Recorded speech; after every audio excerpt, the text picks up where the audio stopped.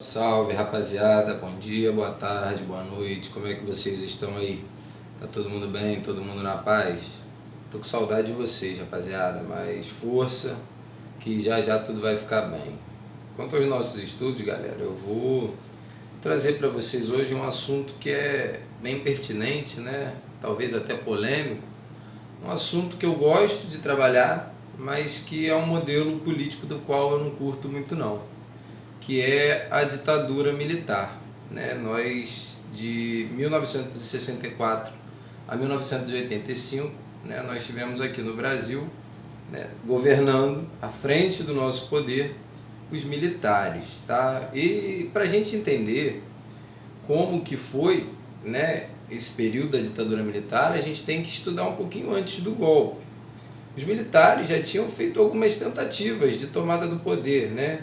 Em 54, né, foi a primeira tentativa, só que eles não tinham ali, né, nem muito apoio popular, nem tinham o apoio econômico dos Estados Unidos. Na segunda vez, eles vão tentar logo após o suicídio, né, de Vargas, ali, antes da posse de JK. Eles também continuam, né, sem o apoio popular e sem o apoio econômico dos Estados Unidos. Em 61, né, na terceira tentativa, eles têm, nesse momento, o apoio econômico dos Estados Unidos, tem o apoio político dos conservadores, mas não tem ainda o apoio popular. Então, eles não estão conseguindo tomar o poder pessoal. Vocês vão me perguntar, mas por que os Estados Unidos está se metendo numa ditadura do Brasil? Pessoal, é o período da Guerra Fria. Cuba, né, virou socialista, virou comunista. Os Estados Unidos não podiam deixar o Brasil, né, se tornar outra coisa, senão aliado dos Estados Unidos. Os Estados Unidos não podiam deixar o Brasil virar uma nova Cuba. Seria uma derrota muito grande para os Estados Unidos. Então, eles vão financiar economicamente os militares, os conservadores, para que tomem o poder, para que assumam o governo. E a partir daí nós vamos ter a ditadura militar. Então, eles tentaram, né, 3 vezes. Só, né, na quarta tentativa, logo após, né, o governo de João Goulart, eles vão conseguir efetivar o poder, né? Então lembra, pessoal, que João Goulart ele vai assumir logo após a renúncia de Jânio Quadros. Só que vão associar, né, João Goulart ao comunismo. Então os militares e os conservadores eles não vão aceitar, né, esse governo de João Goulart. A gente tem o parlamentarismo no Brasil. Como o parlamentarismo significava a perda de poder do presidente, vai haver depois um plebiscito perguntando: vocês querem presidencialismo, ou seja, João Goulart como presidente, ou vocês querem o parlamentarismo? O plebiscito vai colocar o presidencialismo. Então João Goulart ele vai assumir de verdade agora, ele vai tomar o poder e vai anunciar suas reformas de base, como imposto progressivo, reforma eleitoral, reforma agrária, reforma educacional. Os militares e os conservadores vão falar que isso é colocar o comunismo no Brasil, que o Brasil vai se tornar comunista. Então, né, em 64, agora, né, com o apoio da igreja, vai acontecer a Marcha da Família com Deus pela Liberdade. Vai ser interpretado como apoio social que faltava, porque agora em 64, né, os militares, os conservadores, eles têm um apoio político, eles têm o apoio popular da Marcha da Família com Deus pela Liberdade e eles têm o apoio econômico dos Estados Unidos. Então, a partir daí, no dia 1º de abril, né, de 1964, é dado o golpe militar, João Goulart vai se exilar no Uruguai e a gente entra no regime militar brasileiro que vai de 64 a 85. A partir daí, pessoal, a Constituição ela vai sofrer uma série de emendas, com os famosos AI, né? São os atos institucionais. É como se você pegasse uma lei e colocasse na Constituição. Só que essa lei ela era imposta pelo presidente. Essa lei não era votada no Congresso. Ele, né, ia lá e colocava. Então, durante os governos militares, vocês vão perceber vários AIs, que são importantes para os vestibulares. Então, uma vez que João Goulart, né, ele se exila no Uruguai, a gente entra no governo da ditadura, que vai ter logo de cara uma junta militar, que cria o primeiro AI, o AI1, Ato Institucional número 1. Esse AI1 ele vai pregar agora eleição indireta para presidente e vai permitir cassar mandatos. Óbvio, vamos imaginar, eu sou a galera militar. Eu tomei o poder. Quando eu chego no poder, a galera que estava ali, ela vai ser minha oposição. Então eu não posso governar numa região, num lugar onde todos são oposição. Então eu vou começar a caçar mandatos, eu vou tirar todo mundo que é oposição, para botar só quem é ligado a mim. Então a junta militar vai indicar, para ser o primeiro presidente da ditadura militar, um camarada chamado Castelo Branco. Pessoal, se o AI1 permite caçar mandato, e a junta militar propõe o nome de Castelo Branco, se você não vota, se você é oposição aos militares, se você não vota em Castelo Branco, o que vai acontecer com você uma vez que o AI1 está instaurado? Se você vota contra o que a junta militar propôs, o AI1 vai lá e caça seu mandato. Então, dentre os vários nomes que a junta militar propôs, quem nós vamos ter eleito? Com certeza, Castelo Branco.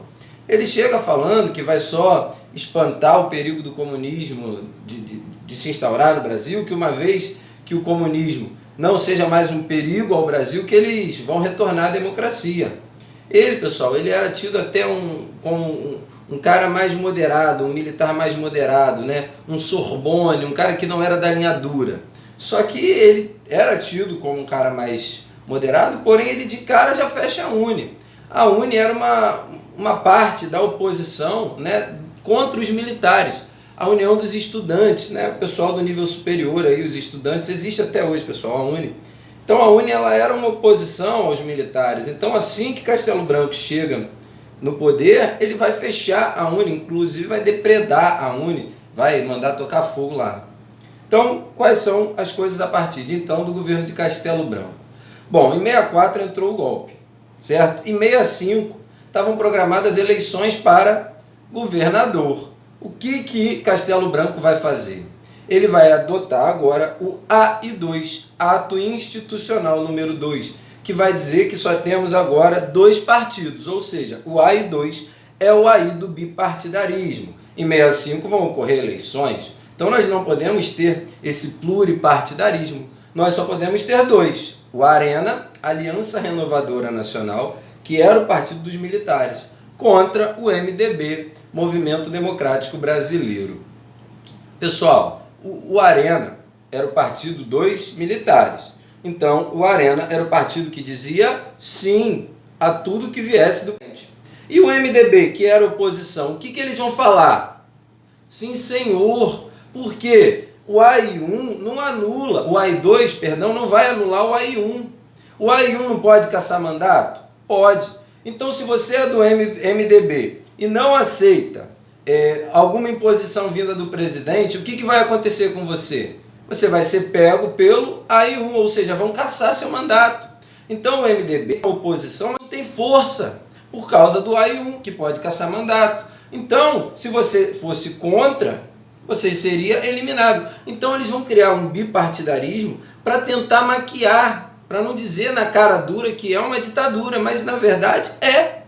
Porque o MDB não tem força. Se você fala algo que não agrada os militares, eles põem um AI1 em prática. Então, você está caçado, você perdeu os seus direitos políticos. Ainda assim, ocorrem as eleições em 65, só com 2 partidos, ARENA e MDB. Apesar de tudo isso, quem vai vencer? A maioria dos governadores serão do MDB. O que acontece? AI3. Olha, os militares falam o seguinte, olha, a gente deixou vocês votarem, Vocês não souberam votar, votaram no MDB, acabou. A gente está criando o AI3. Agora as eleições são indiretas para governador e prefeitos de capitais. Ou seja, agora fechou. Aí não tem nenhum mecanismo democrático funcionando. A política está toda controlada, Você tem o AI1 para caçar mandato, o AI2, que é um bipartidarismo, da qual o MDB, que é oposição, não pode ser oposição, porque senão é caçado. Agora você tem o AI3, que são eleições indiretas para governadores e prefeitos das grandes capitais. Ou seja, tá tudo na mão, né, daquela galera militar. Já não foi tanto aí para cá, aí para lá? Já não fez um recorte e cola muito grande da Constituição? Vamos então dar uma projeção de legalidade a essa nossa ditadura. Vamos legitimar o nosso golpe. Como? Criando uma nova Constituição, com o nosso AI-4, que passa então a criar a Constituição de 1967, a sexta do Brasil, pessoal. Vai sair então, né, o governo de Castelo Branco, vai entrar, né, vai ser eleito, óbvio que indiretamente, Costa e Silva. Galera, Costa e Silva, ele é um da linha dura. Ele era um cara diferente daqueles da Sorbonne, diferente daquele modelo, né, de Castelo Branco mais moderado. Ele era, ao contrário, ele era da linha dura, militar, porém da linha dura. E aquela, né, promessa de intervenção militar rápida que Castelo Branco tinha dito, o povo começa a ver que não foi verdade. Na verdade, eles estão mesmo cada vez mais fechando a ditadura. Então, começa a sociedade a fazer uma oposição contra esse governo militar. Surge a Frente Ampla, que Lacerda, João Goulart, JK vão se unir. A UNE, que foi fechada, vai agir na clandestinidade. E o que acontece? Vai ser durante o governo Costa e Silva que vai ter a primeira morte, né, de um manifestante. O que acontece?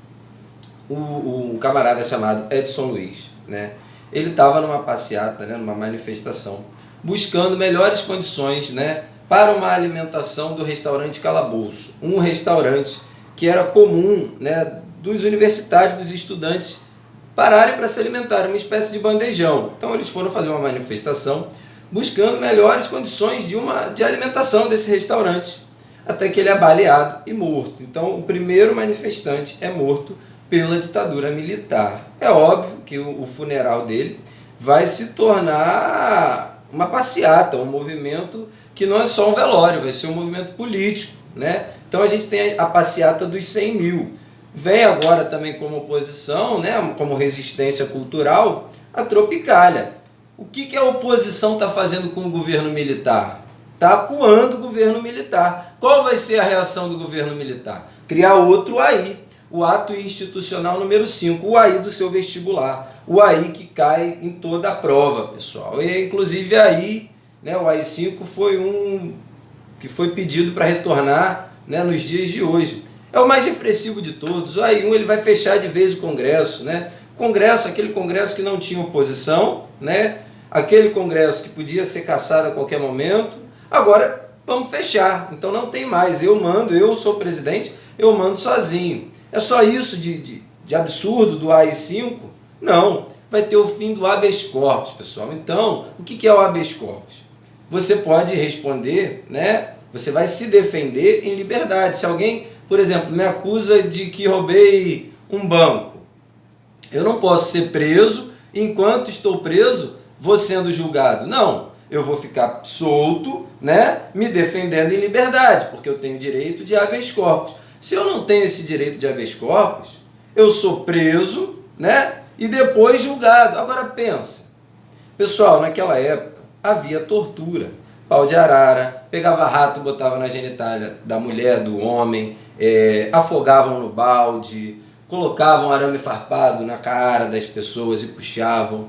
Então, se não tem habeas corpus, suponhamos, né, que o CNI, Serviço Nacional de Inteligência, que vai ser criado também, já falo deles com você, alguém foi e falou que eu sou contra, que eu sou oposição ao governo da ditadura. Não tem habeas corpus.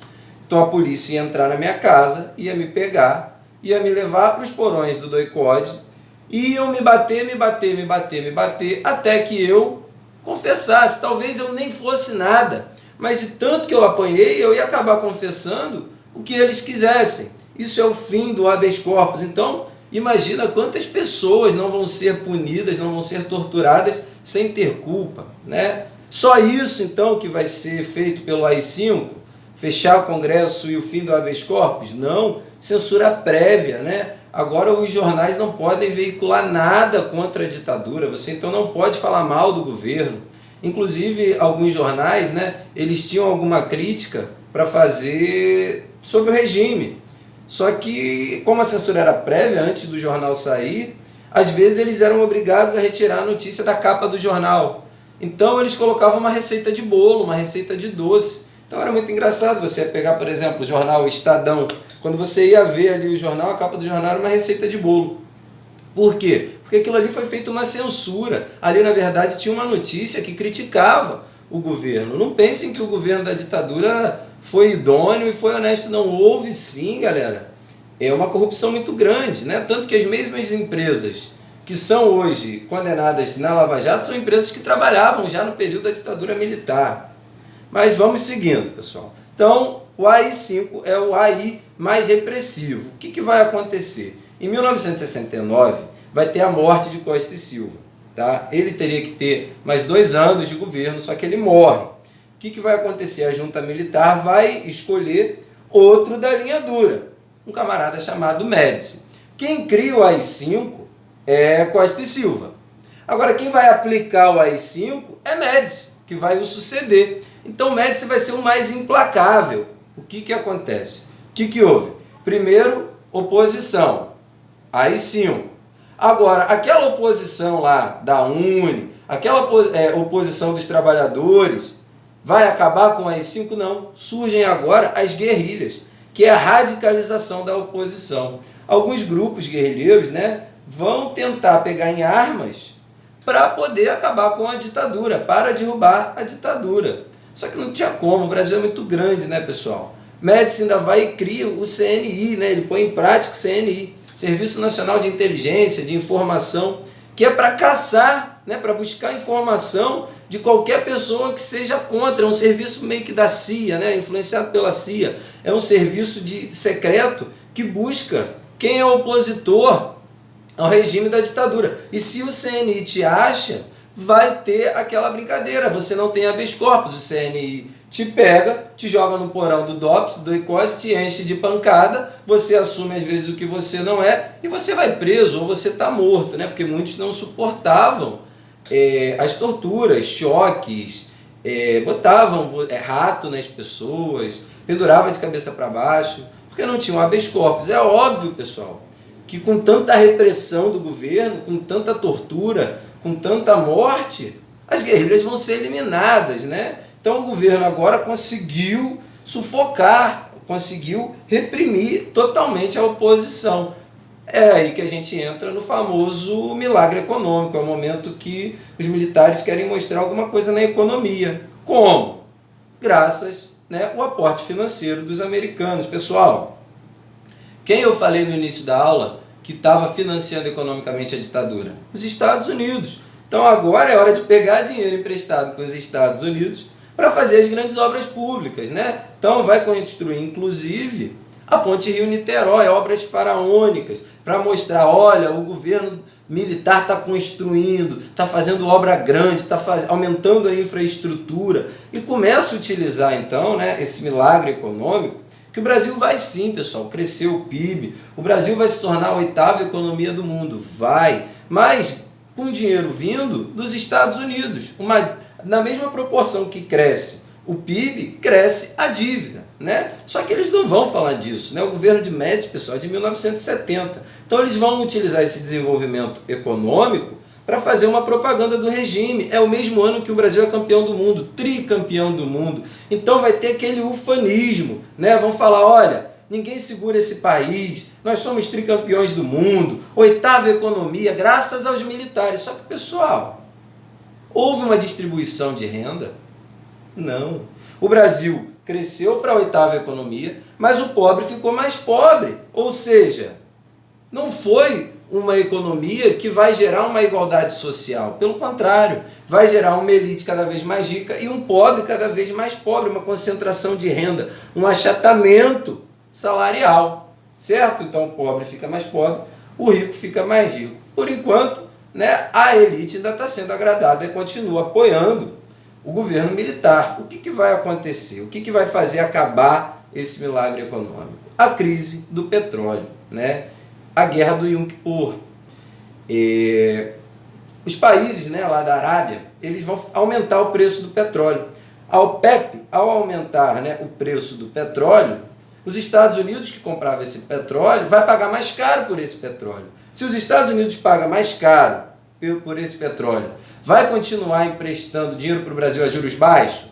Não, vai aumentar os juros. O que o Brasil devia fazer? Botar o pé no freio, parar de pegar dinheiro emprestado. É isso que o Brasil fez? Não, o Brasil viu que estava tendo a crise do petróleo, viu que os juros dos empréstimos americanos eram maiores e ainda assim continuou pegando dinheiro emprestado. Lógico, pessoal.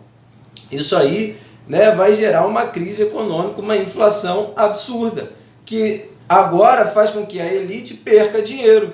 Ao perder dinheiro, a elite vai passar a criticar a ditadura militar. Então é um momento de reabertura lenta, gradual e segura. A gente entra então no governo de Geisel, que fala, olha, eu vou reabrir, né? A gente tentou melhorar, não conseguimos. O nosso projeto econômico teve o seu auge, né, positivo, mas a gente está ladeira abaixo, a gente não está conseguindo pagar a nossa dívida, a gente não está conseguindo pagar os juros da dívida, a inflação altíssima, a elite parou de me apoiar, eu vou fazer a reabertura lenta, gradual e segura. Então, no governo de Geisel, a gente vai ter o fim da censura, né, o cancelamento do AI-5, ou seja, a reabertura do Congresso. Só que o pessoal, né, da linha dura não aceita, né, esse fim da ditadura. Então, eles vão começar a cometer também alguns atentados, como o atentado do Rio Centro, né, que é o pessoal militar que não aceita acabar a ditadura.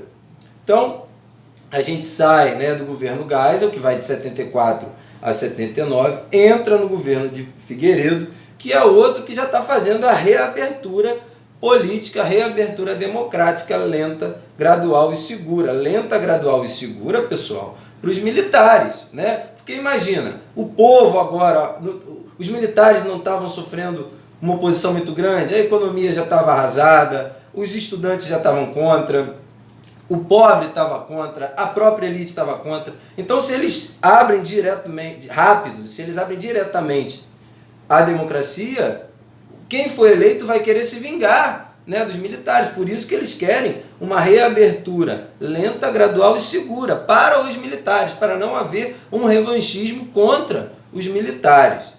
Então vai ser no governo de Figueiredo que vai ser assinada a lei da anistia. Pessoal, a anistia, então, irrestrita, ela é boa? Depende. Por quê? O que é anistia? Perdão. Quem vai ser anistiado? Aquele cara que foi acusado de ser guerrilheiro, aquele cara que pegou em arma para lutar contra a ditadura, esse cara vai ser anistiado? Vai. E aquele cara que foi torturador? Aquele cara que pegou a sua avó, que pegou o seu avô e colocou rato na genitália? Aquele cara vai ser anistiado? Também. Então o torturador também vai ser perdoado através dessa lei da anistia. Lembra que eu falei que a reabertura é lenta, gradual e segura. Olha o seguro aí para os militares, a lei da anistia. No governo de Figueiredo a gente tem o fim do bipartidarismo. Mas esse fim do bipartidarismo era porque eles queriam enfraquecer o MDB. Porque a Arena e a MDB eram dois partidos. Uma vez que você fragmenta o MDB em vários outros, você tira a força, você fragiliza a sua oposição. O que acontece? Após 17 anos, né, vai haver eleição, o pessoal vai fazer eleição para governador. Lembra que o AI-5 foi reaberto, a maioria, né, do Congresso agora vai ser contra a ditadura. Eles vão tentar colocar, né, a lei Dante de Oliveira, que é a tentativa das diretas já, ou seja, vamos tentar agora, né, votar diretamente no próximo presidente, o povo escolher quem é o próximo presidente. Só que essa emenda é rejeitada, a direta já, né, que foi a passeata de milhões de pessoas, ela vai ser rejeitada, né, e nós vamos ter a transição para a democracia através de eleições indiretas para presidente. Quem vai ser eleito pelo PMDB é o camarada chamado Tancredo Neves, que um dia antes de assumir, né, ele é eleito indiretamente, né, as diretas já não passam, o Congresso escolhe ele para ser presidente. Um dia antes dele assumir, ele é internado com graves problemas de saúde. Muita gente fala que ele levou um tiro, muita gente fala que ele foi envenenado, O que a história narra é que ele teve uma diverticulite e depois de um mês, com vários problemas, ele veio a óbito. Quem assume, né, então a nova república, essa que a gente vive hoje, é um camarada chamado José Sarney, que era membro do PDS, José Sarney, que era do Arena, José Sarney, que era antigo aliado dos militares, é o novo responsável pela reabertura democrática brasileira. Ele é o símbolo da nova república. Poucos eu gostaria de ver pagando em vida os crimes cometidos, né? Mas isso aí não cabe a mim. Pessoal, espero que vocês tenham entendido, né? É bastante coisa. O que não ficou legal, só mandar um zap, só me procurar. Grande beijo, grande abraço. Espero que vocês tenham entendido um pouquinho da ditadura militar brasileira. Valeu, abraço, tchau, tchau.